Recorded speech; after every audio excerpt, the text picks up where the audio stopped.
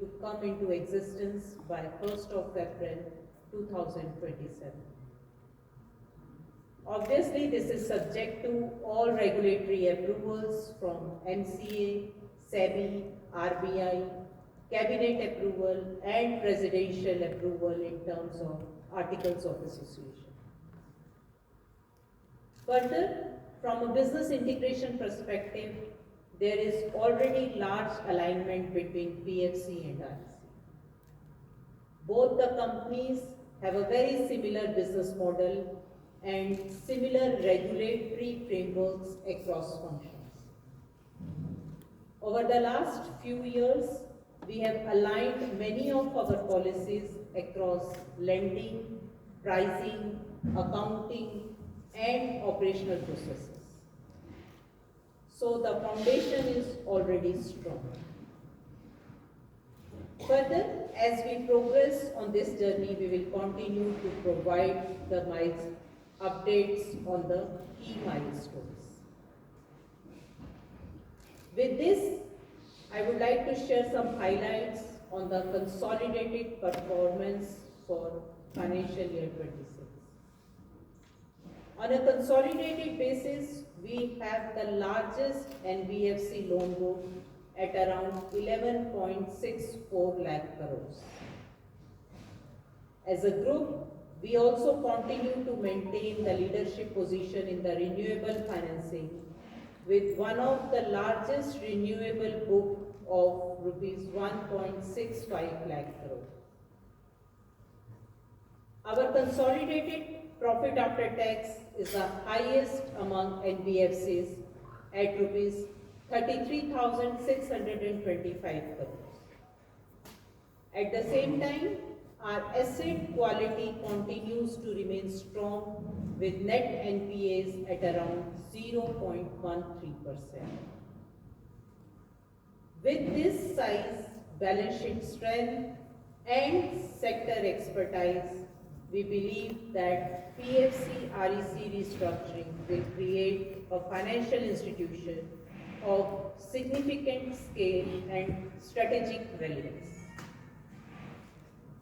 Coming on to the PFC's standalone performance, I am happy to share that financial year 26 we reported our highest ever net profit of rupees 20,051 crores with a 16% increase year-on-year basis. This was driven by healthy net interest income growth of 13%, along with provision reversals of rupees 1,800 crore during the year. With this, PFC continues to remain highest profit-making NBFC in India. Further, even in a challenging environment on both assets and liability side, PFC maintained business resilience supported by strong capital base. As on 31st March 2026, our CRAR is at 23.44% with Tier 1 capital at 21.93%. These levels give us a comfortable headroom for future growth. Our net worth also crossed a major milestone of rupees 1 lakh crore with a 13% year-on-year growth. Our strong financial performance has also enabled us to consistently reward our shareholders. The board has approved final dividend of rupees 3.95 per share. With this, total dividend for financial year 26 stands at 18 rupees 55 paisa per share. The final dividend will be paid after shareholders' approval in the AGM. Now coming on to financial indicators, the yield for financial year is at 9.96%. The cost of funds is at 7.50%. and the spread is at 2.46 and NIM at 3.55%. All of these parameters are within our expected range.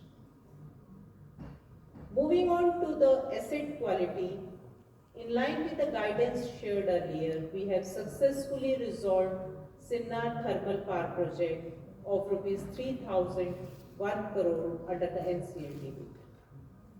We have recovered 42% of the principal amount.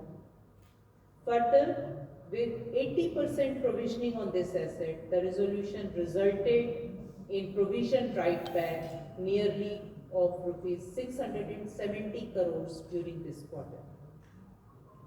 In addition to this, we shared earlier, we had resolved TRN Energy loan of rupees 1,139 crores in financial year 26, wherein we saw provision reversal of around 160 crores. With successful resolution of both Sinnar Thermal and TRN Energy during financial year 26, our asset quality has further strengthened. Our net credit impaired asset ratio is at new low at 0.15%.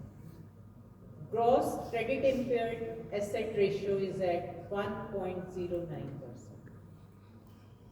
Here, I would like to share that 80% of our NPA book has been resolved from its peak level.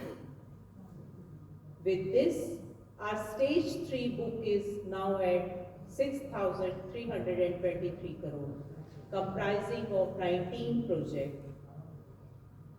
Out of these 19 projects, 10 projects worth 5,469 crores are being resolved under NCLT, of which 6 projects of rupees 2,603 crore are under liquidation.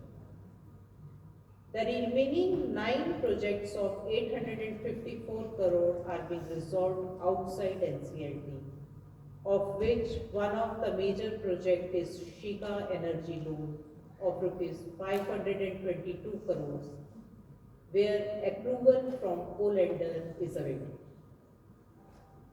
I would like to share out of these 19 projects, on 16 projects of 4,680 crore, we have already created 100% provision. Also, on overall basis, provision coverage on stage 3 assets remain healthy at around 86%. Talking about provisioning in FY26, we saw provisioning reversal of around 1,800 crores. As mentioned earlier, around 800 crore reversal was due to resolution of Sinnar Thermal and TRN Energy. The other major provision reversal was around 1,000 crores. In January 26, 14th annual integrated rating of power distribution utilities was released.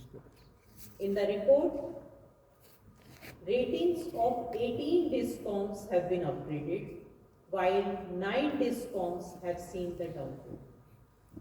Accordingly, based on the improvement in DISCOM rating, a provision of nearly rupees 1,000 crores on PFC's DISCOM book was done under the ECL framework.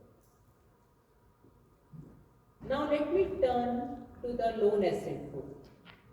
In financial year 26, we disbursed rupees 1,65,414 crores.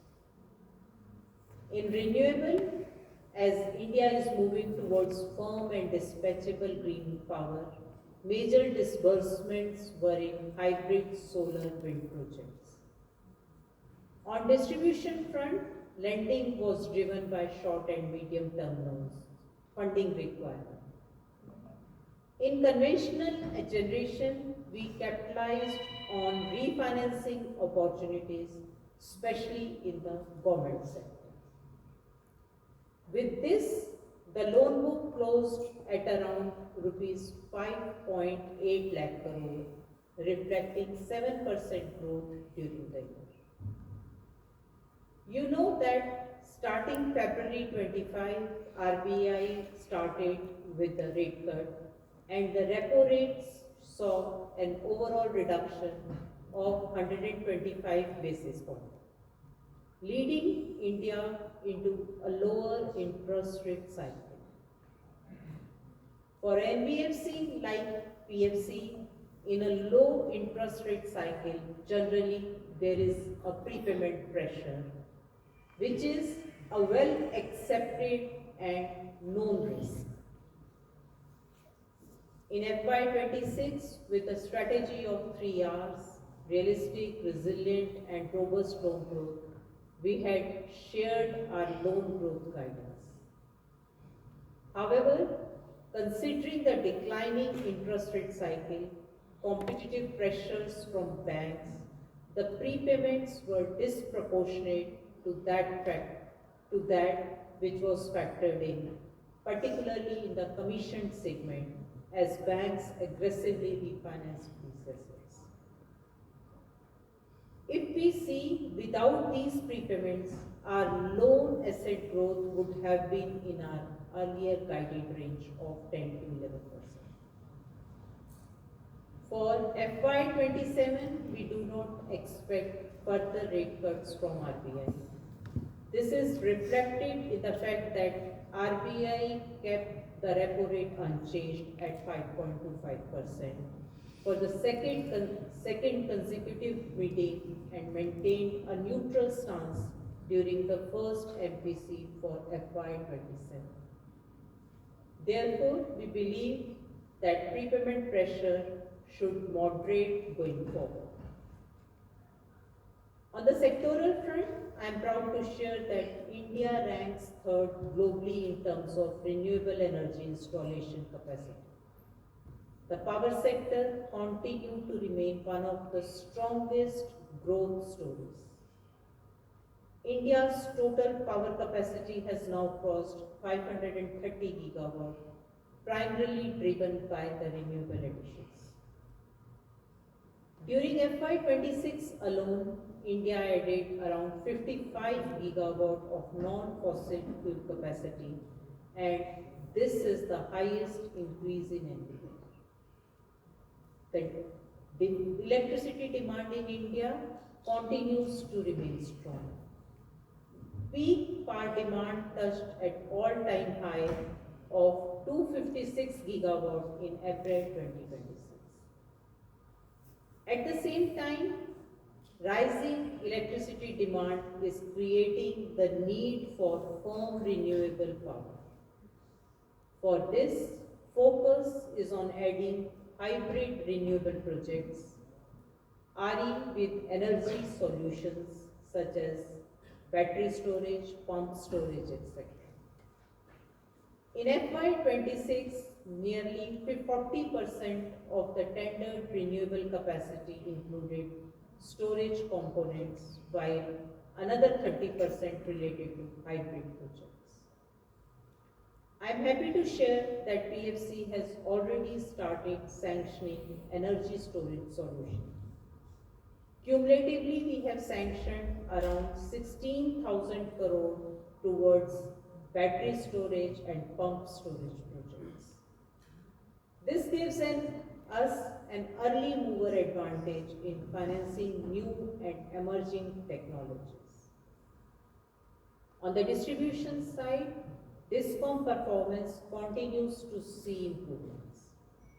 AT&C losses have reduced to around 15.04%, moving closer to 12 to 15% target under the RDSS scheme.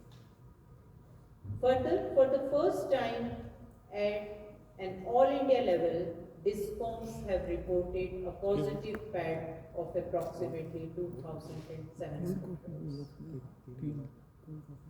From the lending perspective, currently we largely see opportunities in short to medium term loan requirement of the distribution company.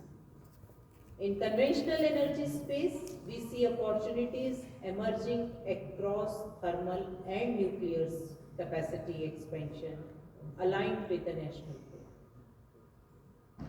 Additionally, lending in the infrastructure sector will also contribute incrementally to our loan asset growth. Overall, our future growth will be driven by a diversified mix of opportunities across the sectors. Accordingly, considering the above and keeping in view the incremental lending on our large asset base and the prepayment cycle, we are targeting a loan growth of around 10% for FY27. Now moving on to the borrowing side. As on 31st March 26, the total outstanding borrowings stood at 4,88,500. The domestic foreign outstanding mix continues to be at 80% and 20%. Further, out of the total borrowing, 65% are fixed rate liabilities, which provides stability to our balance sheet even during volatile market conditions. As on 31st March 2026, our outstanding foreign currency borrowing is at US $10.3 billion. The foreign borrowing portfolio remains well diversified, with 61% being in US dollar, 23% JPY and 16% Euro.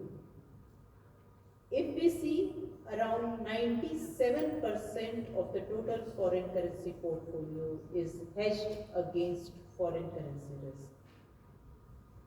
We are actively monitoring our forex portfolio and taking appropriate risk mitigating actions as required from time to time.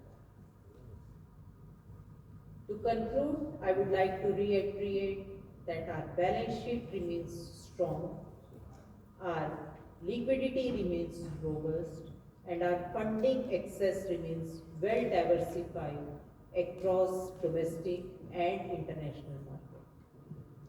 We remain focused on sustainable growth, prudent risk management, operational excellence, and long-term value creation. Thank you once again for joining us today and your continued trust and support. We can now have the questions. Thank you, ma'am.